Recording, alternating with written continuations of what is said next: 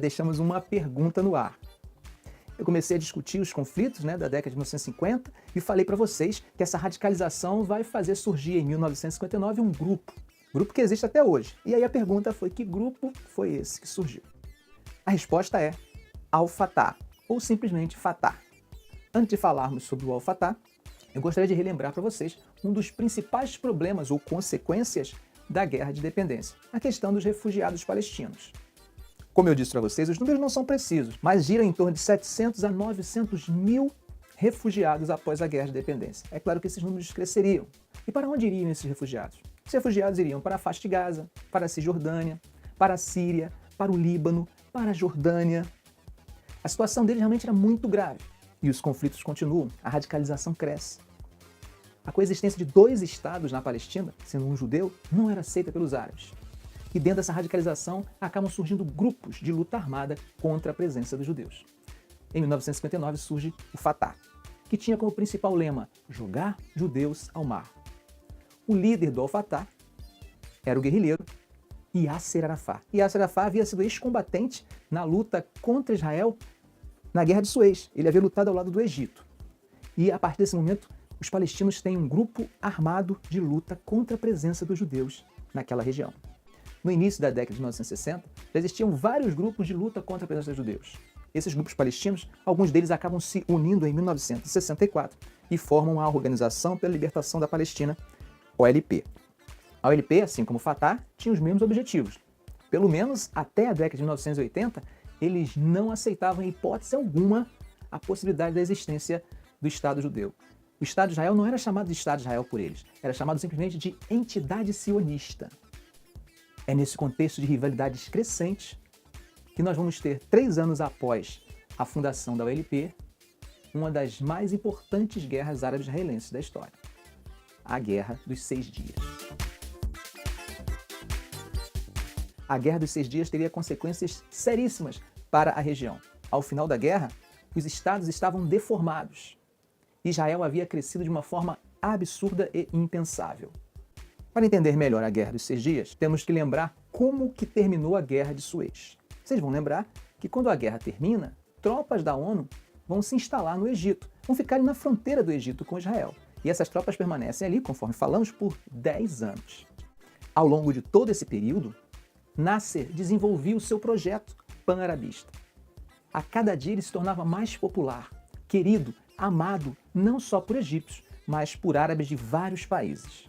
Depois de 10 anos, Nasser resolve pedir à ONU que se retire do território.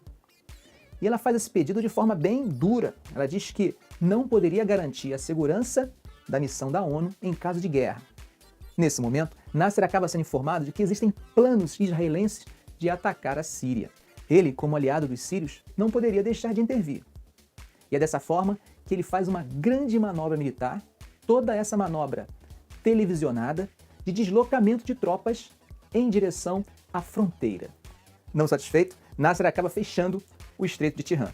Vocês devem lembrar que o Estreito de Tirã havia sido fechado lá em 1956 e que acabou sendo motivo para a entrada de Israel na Guerra de Suez. Ele faz isso novamente, mas na verdade ele faz um anúncio público. Ele não coloca tropas, não chega a barrar nenhum navio, mas esse anúncio público já é realmente uma espécie de agressão aos interesses. Israel acaba se sentindo numa situação de que precisa responder. Mas não houve ataque. Mas começa a haver alianças entre eles. Ele recebe apoio da Síria e acaba recebendo a visita do rei Hussein da Jordânia.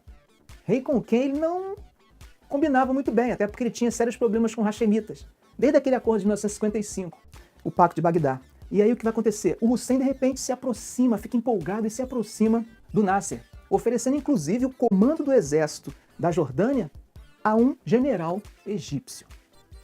Em Israel, o primeiro-ministro, Levi Eshkol, tentava garantir ainda a paz, mas as lideranças militares faziam uma pressão muito grande contra ele, até que finalmente eles acabam fazendo o que eles chamam de ataque preventivo. Em 5 de junho de 1967, a Força Aérea Israelense lança um ataque avassalador contra Jordânia, Síria e Egito. Os aviões desses países não têm nem tempo de levantar voo. São destruídos em solo. As suas pistas também. É uma vitória acachapante Em 3 horas, praticamente toda a força aérea árabe estava inoperante. Agora restava apenas as forças terrestres. O primeiro-ministro israelense mandou uma mensagem para o rei Hussein, avisando-o para não entrar na guerra, pois se ele não entrasse, ele não seria atacado. Mas como ele não tinha informações precisas, e as informações que chegavam para ele era que Israel estava perdendo a guerra, ele fica empolgado. Além disso, você deve lembrar que o exército jordaniano estava nas mãos de um general egípcio. A partir daí, ele vai acabar entrando no conflito. O resultado acaba sendo desastroso, porque o rei Hussein, que era um hashemita, responsável, em termos de linhagem, por guardar os locais sagrados, acaba perdendo Jerusalém Oriental, a Cidade Velha. A ONU se reunia e fazia pressão para tentar impor um cessar-fogo a Israel. Israel só vai aceitar após controlar as colinas de Golã na Síria. Após a Guerra dos 6 Dias, o território israelense se amplia por demais. Vários territórios fazem agora parte do Estado de Israel. Esses territórios ocupados são Península do Sinai, Faixa de Gaza, Cisjordânia, Colinas de Golã e a Jerusalém Oriental, que era a Cidade Velha. Essa nova configuração territorial de Israel vai acabar aumentando e muito o número de refugiados. A situação se agrava a tal ponto que há uma resolução da ONU, a Resolução 242, que obriga Israel a se retirar dos territórios ocupados. A minha pergunta para você é: o que Israel faria?